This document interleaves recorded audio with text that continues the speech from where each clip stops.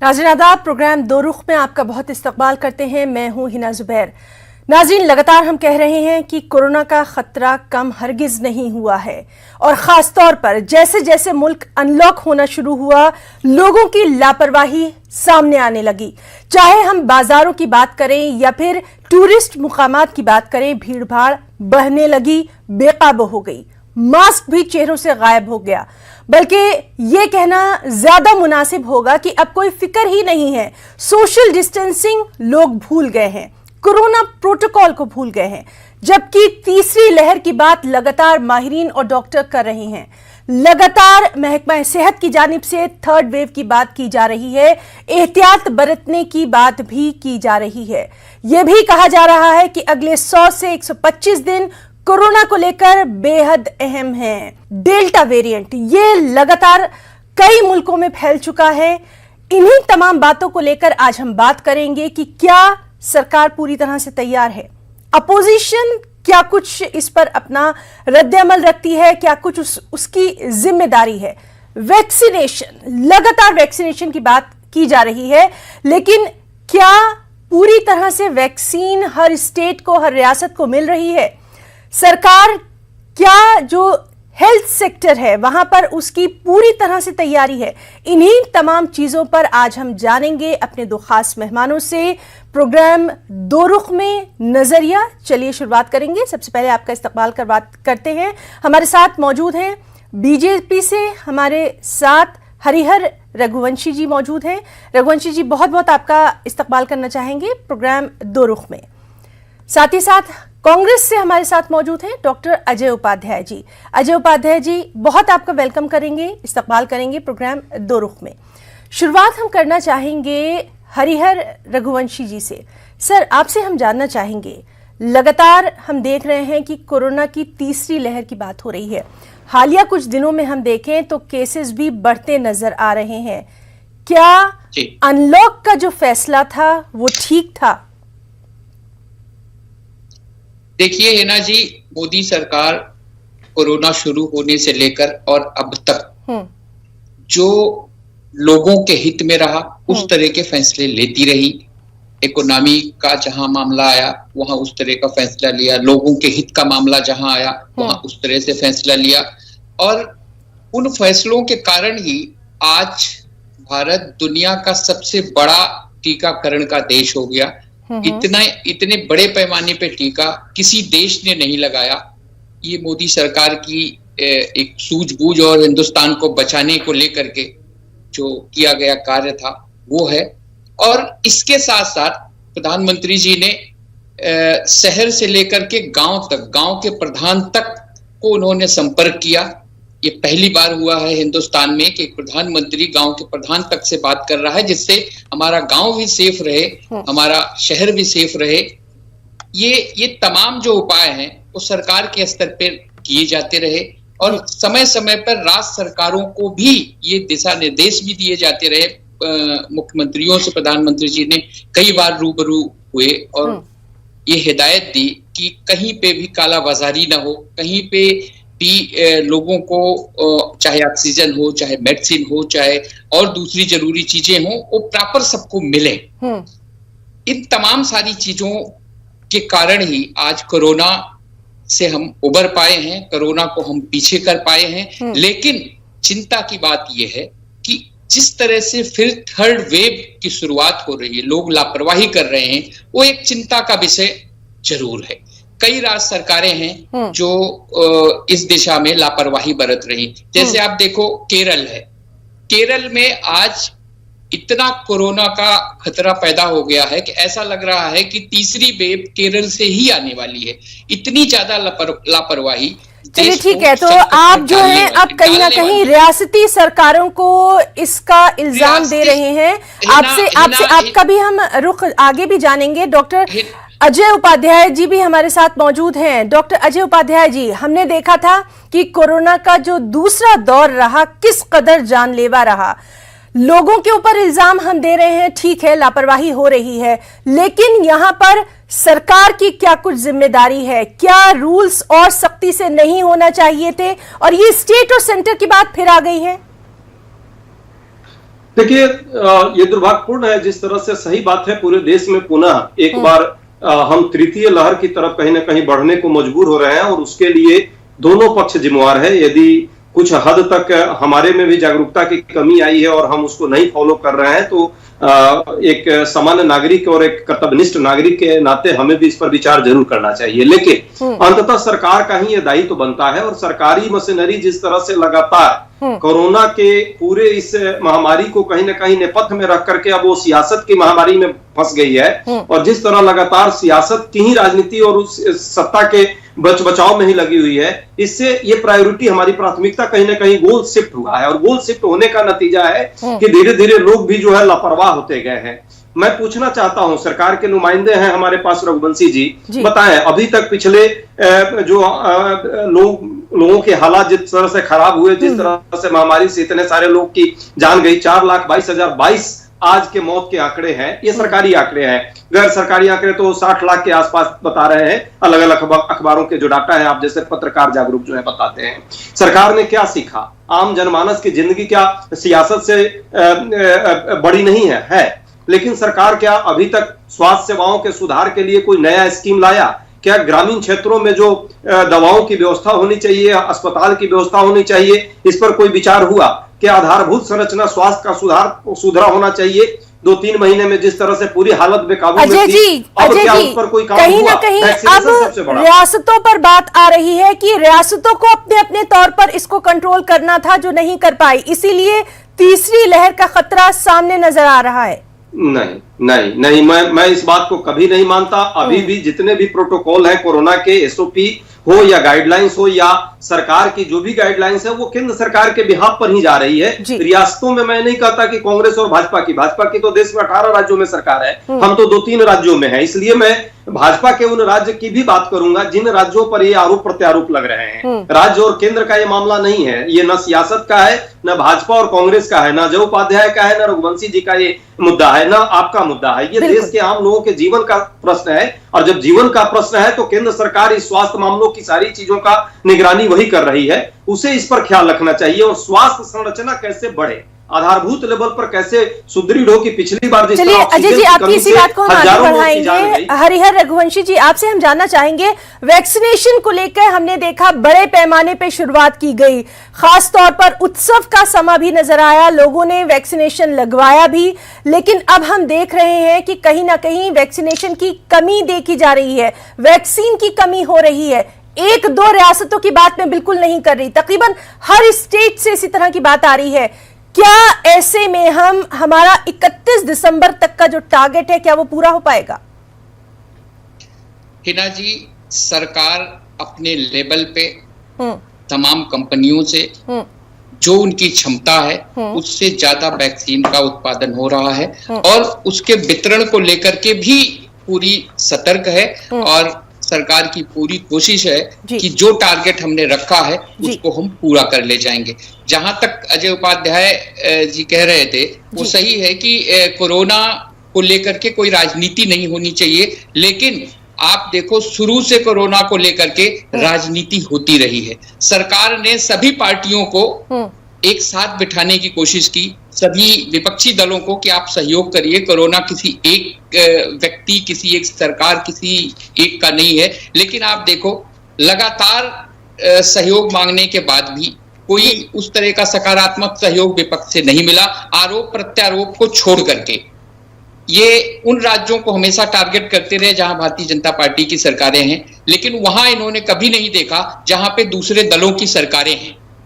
आज भी वही हो रहा है। आप देखो महाराष्ट्र में क्या हाल है, केरल में क्या हाल है, जब पूरे देश में कोरोना कंट्रोल है, लेकिन इन राज्यों पे लगातार इन राज्यों से संपर्क करने के बाद, हिदायत देने के बाद, तमाम तरह की मशीनरी को एक्टिवेट करने के बाद ये इनमें कोई सुधार नहीं आ रहा है। कमी आपको कहां नजर आ रही है? क्या आपसी तालमेल की कमी है या फिर समझ नहीं पा रहे? नहीं, सरकार के लेवल पे इनकी इच्छा शक्ति में कमी है। लोग मास्क नहीं लगाएं, उसके लिए कोई दंड का प्राविधान जो है उसका पालन नहीं हो रहा। लोग बाजारों में जिस तरह से भीड़ उमड़ी पड़ी है उसके लिए कोई हिदायत नहीं है। तो उसके रोकथाम के लिए गाइडलाइन तो जारी कर देते हैं लेकिन उस पर कोई कार्रवाई नहीं होती, कोई काम नहीं होता। लोग बेफिक्र जा रहे हैं, किसी को कोई मतलब नहीं कोरोना है भी या नहीं है, तो उस तरह से संक्रमण होता है। आप देखो, थोड़ा सा पीछे जाएं, दूसरी लहर में दिल्ली और महाराष्ट्र की जो स्थिति थी, ऐसा लगता था पूरे देश से लोग यहीं पे सबसे ज्यादा केसेस हैं।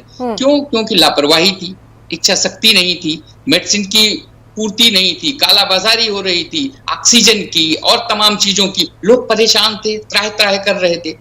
वो स्थिति क्यों आई? वो स्थिति इसलिए आई जो अजय उपाध्याय जी, फिर से वही बात आ रही है कि कहीं ना कहीं लापरवाही जो है वो स्टेट की तरफ से हो रही है। हमारी जो भी बात है वो सिर्फ सियासत में सिमट कर क्यों रह जाती है, लोगों के बारे में क्यों नहीं सोचते? क्या आपको वाकई में लगता है कि वैक्सीनेशन का जो टारगेट है वो पूरा हो पाएगा?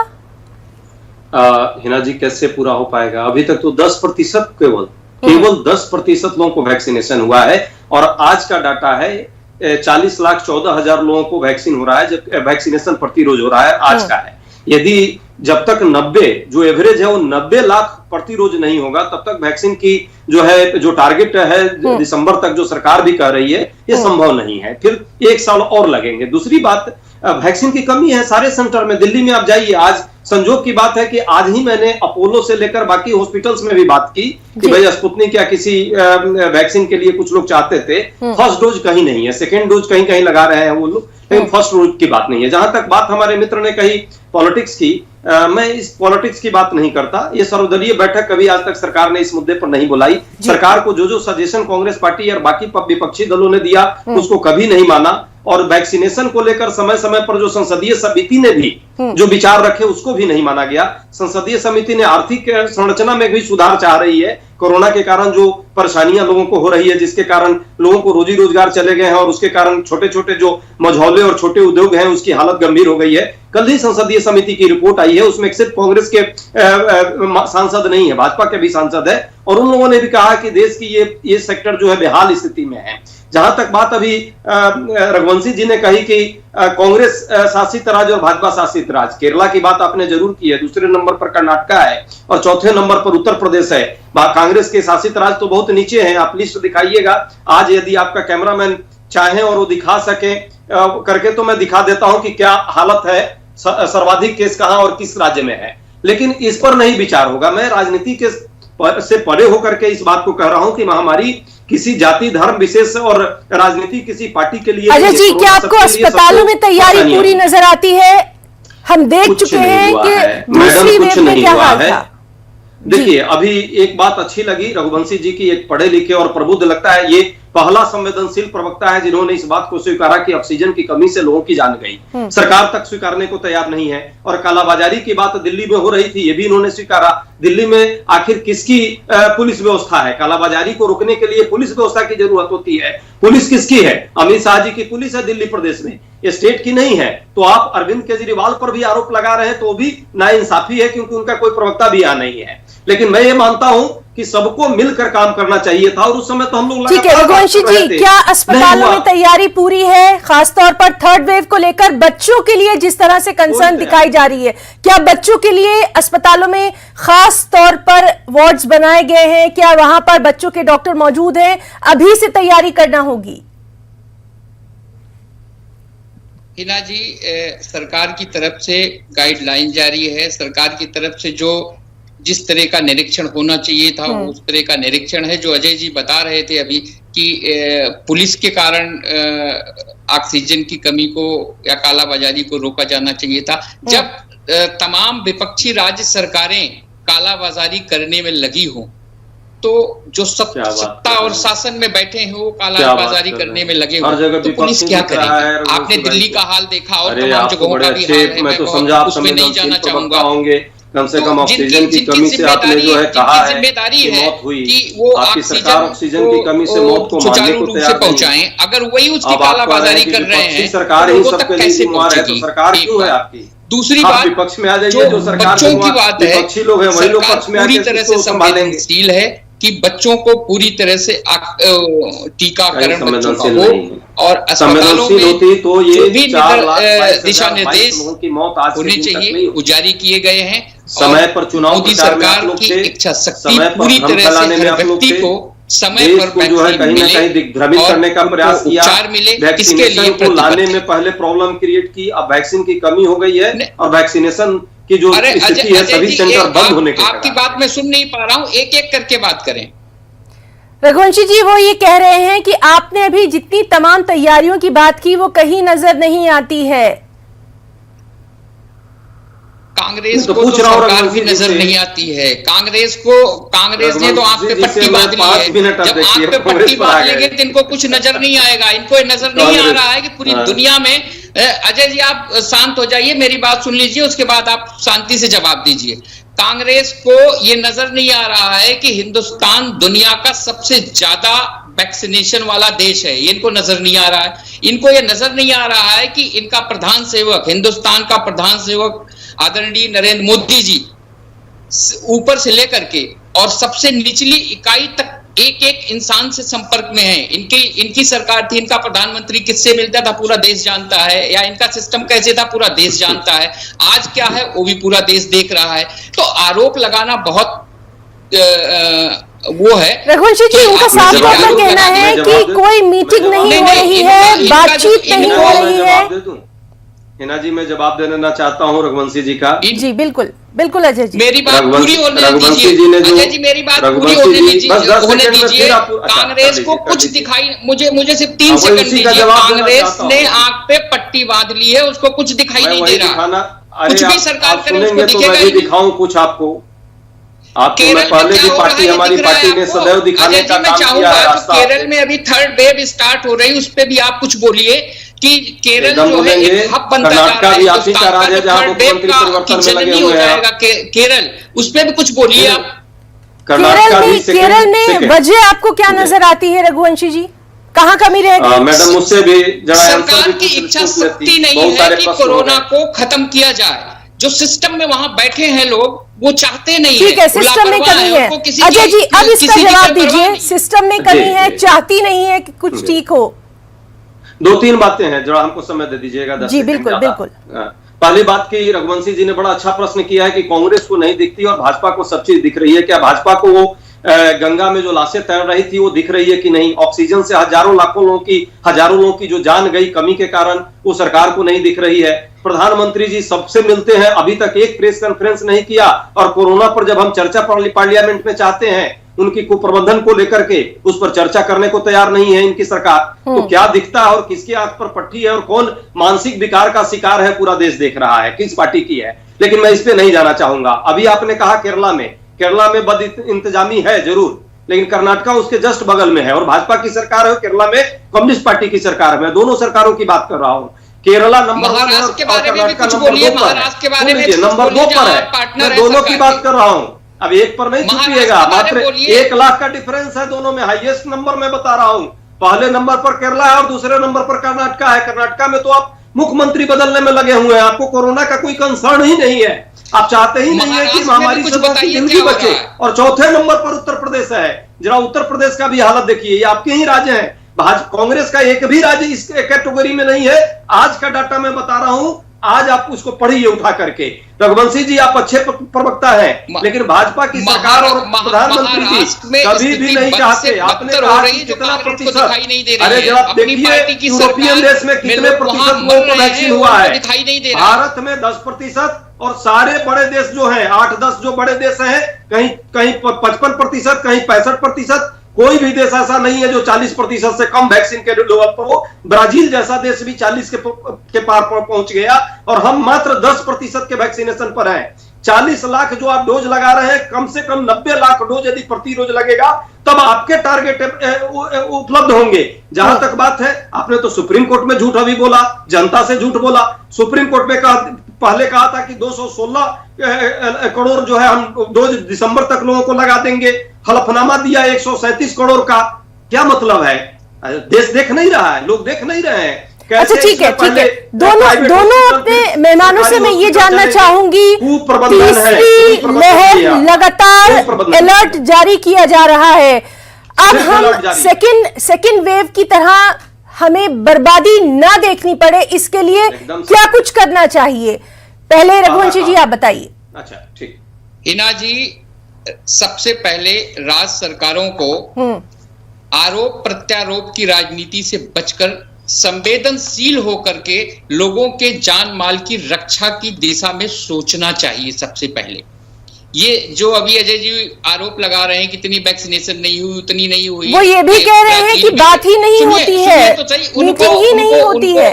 नहीं, वो ये उनको समझ में नहीं आ रहा है कि जिन छोटे देशों की बात वो कर रहे हैं वो हमारे देश की आबादी से कितने कम है, कितने छोटे हैं। हमारे उत्तर प्रदेश जैसे राज्य है, वैसे एक एक देश है जिनकी चर्चा वो कर रहे हैं, उसमें नहीं जाना चाहेंगे। मैं सिर्फ ये कहना चाह रहा हूं, जो आप कह रहे थे कि कैसे रोका जाए, हम सबको, सभी राज्य सरकारों को केंद्र सरकार का सहयोग करना चाहिए, लोगों के प्रति संवेदनशील होना चाहिए, और जो केंद्र से दी जा रही वैक्सीन्स हैं, मेडिसिन्स हैं और तमाम उपकरण हैं, वो सही जगह पहुंचे, सही लोगों तक पहुंचे, तो इस वेव को रोका जा सकता है। अजय जी, वैक्सीन तमाम तर चीजें जो है वो पहुंचाई जा रही है, सिर्फ उनका इस्तेमाल नहीं हो रहा है। एकदम झूठा है, झूठा बात हुई। जिस तरह प्रधानमंत्री जी झूठ बोल रहे हैं, उस तरह भाजपा के प्रवक्ता साथी, मेरे प्रवक्ता मित्र जो है झूठ बोल रहे हैं।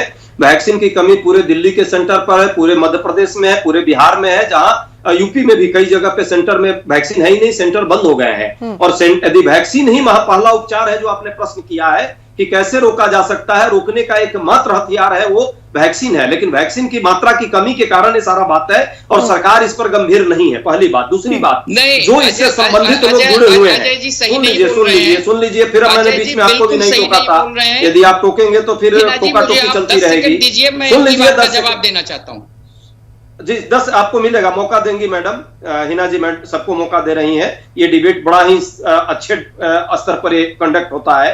मैं मानता हूं कि ये कोरोना का कहर तभी रुकेगा आगे भी जब सरकार इंफ्रास्ट्रक्चर लेवल पर काम करे, वैक्सीनेशन के साथ साथ हेल्थ सेक्टर में नए लोगों को अपॉइंट करे। डॉक्टर्स की कमी है, नर्सेस की कमी है, और साथ में नए हॉस्पिटल्स की हमारे पास मौका है, इस मौके का उपयोग करना चाहिए था सरकार को।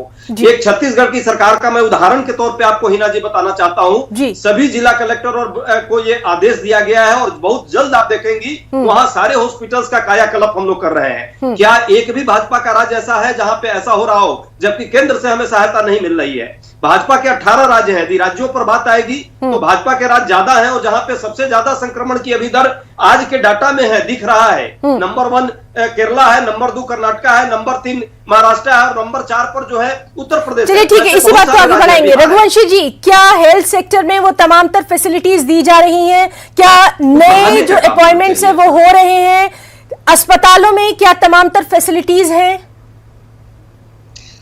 हिना जी, आपने देखा जब कोरोना आया था तो हम ना तो पीपी किट बना रहे थे, ना और दूसरी चीजें बना रहे थे, ठीक है, सैनिटाइजर हो, पीपी किट हो, जो भी तमाम उपकरण है वो हमारे देश में इतने बड़े पैमाने पे बनने लग गए कि हम अपनी जरूरतों के साथ साथ दूसरों को भी देने की स्थिति में हैं आज।